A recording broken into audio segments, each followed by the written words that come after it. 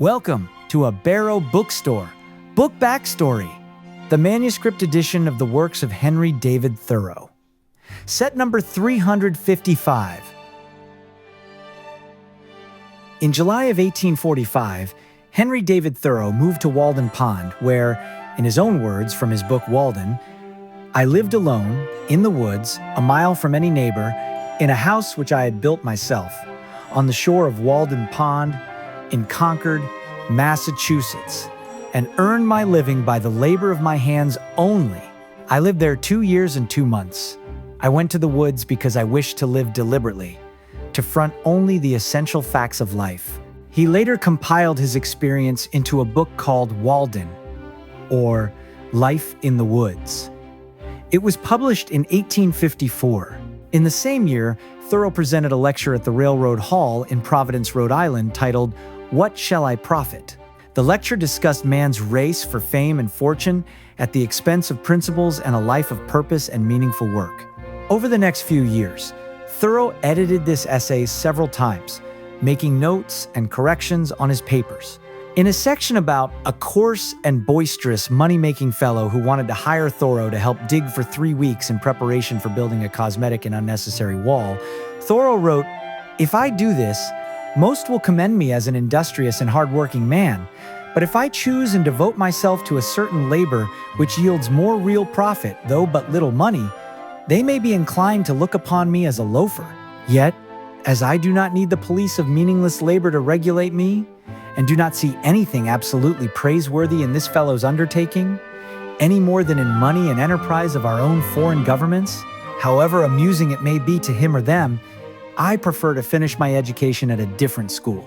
After Thoreau's early death in 1862, his amended essay was republished under the title of Life Without Principle, and this passage was included.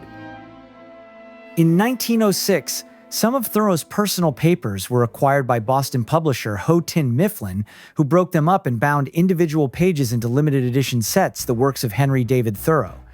And it's at this point, Thoreau's life of principle crashes into the hands of rare book collector Cortlandt Field Bishop, who purchased one of the sets and put his bookplate inside. Born in 1870 and remembered by his own obituary as a crackbrained visionary and troublemaker, Cortlandt didn't just front the essential facts of life like Thoreau, he owned them, literally, through generational wealth and several inheritances, including one through a spinster cousin who had died as the wealthiest woman in America.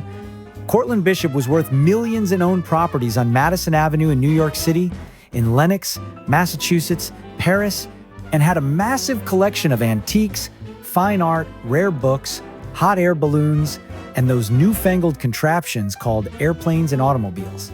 He was in the upper echelon of New York's aristocracy, among which flitted, repeatedly, Jaimee Bend, the daughter of the president of the New York Stock Exchange, who had lost all his money in the panic. Jaimee didn't let financial hardship keep her down and moved with great tenacity through high society, reportedly getting engaged 25 times, including to a Vanderbilt old enough to be her father and to John Jacob Astor Ford. Lucky for Jaimee, like the other engagements, her broken engagement to Astor may have saved her life as the unfortunate man, and his second wife later died aboard the Titanic. Perhaps Jaimee's changing mind was genetic, for Jaimee was a cousin of the infamous Revolutionary War turncoat Benedict Arnold, specifically his third cousin, 4 times removed. But when it comes to men, perhaps the only number that really matters here was the millions of dollars that came along with lucky bachelor number 26, daredevil Cortlandt Field Bishop. The two were married in 1899 and moved to Lenox, Massachusetts, where Cortlandt hired workers to tear down a mansion he had inherited and build him a new one. To Lenox, Cortlandt brought with him not just Jaimee, but a gasoline-propelled 3-wheeled bicycle that locals nicknamed the Holy Terror. It was the first automobile in the Berkshires, and with Cortlandt at the wheel, it terrorized people to such an extent that the town put in new laws governing anything with wheels. If his driving sent townspeople running out the way, horses had it even worse as his frightening machine raced past them. Recognizing the need, Cortlandt addressed both concerns by teaching people in Lenox how to drive and started a program to acclimate horses to automobiles. In 1902, Cortland and Amy traveled to Italy, where he bought a car and drove so badly through small villages that a group of locals ambushed him and Amy in a tunnel and beat them with long sticks. Italian police did not arrest anyone, particularly Cortland, who, reports say, had struck a number of people and objects with his car, but they escorted him out of town with a non-negotiable invitation to leave. Back in America, Cortland continued to amass antiques, fine art, rare books, including, most likely as the first owner, this 1906 manuscript edition of the works of Henry David Thoreau, containing the draft page from Life Without Principle. He became president of the American Aero Club and continued to sponsor and participate in balloon, car, and airplane races. In 1923, Bishop purchased the American Art Association, America's premier auction house. This would eventually become Sotheby's Auction House. After an adrenaline-filled, fast-spent life, Cortland died of heart failure in 1935.